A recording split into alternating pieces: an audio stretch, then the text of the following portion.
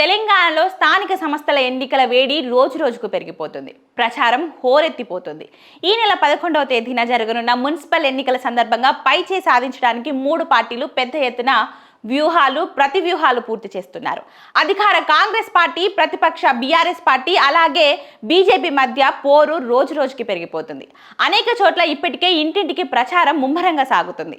ఈ పరిస్థితుల మధ్య బీజేపీ రాష్ట్ర శాఖ అధ్యక్షుడు ఎన్ రామచంద్రరావు, కేంద్ర మంత్రి జి కిషన్ రెడ్డి తమ మిత్రపక్షం జనసేన అధినేత ఏపీ డిప్యూటీ సీఎం పవన్ కళ్యాణ్తో భేటీ అయ్యారు.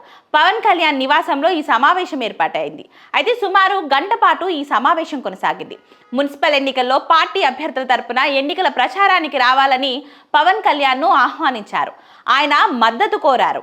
అయితే దీనికి అనుకూలంగా స్పందించారు పవన్ కళ్యాణ్. బీజేపీ అభ్యర్థులకు మద్దతుగా ప్రచారం చేయడానికి అంగీకరించారు. ఈ విషయాన్ని ఎన్ రామచంద్రరావు వెల్లడించారు.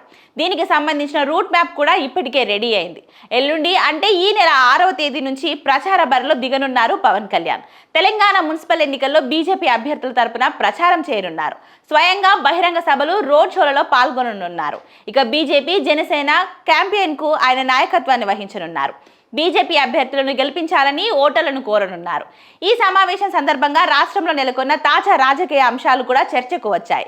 రెండు తెలుగు రాష్ట్రాలతో పాటు కోట్లాది మంది శ్రీవారి భక్తుల మనోభావాలతో ముడిపడి ఉన్న తిరుమల లడ్డు కల్తీ వ్యవహారం, సిబిఐ ఇచ్చిన క్లీన్ షీట్, ఏపీలో నెలకొన్న తదనంతర పరిణామాలతో పాటు ఫోన్ ట్యాపింగ్ వ్యవహారం కూడా వారి మధ్య ప్రస్తావనకు వచ్చినట్టు తెలుస్తోంది.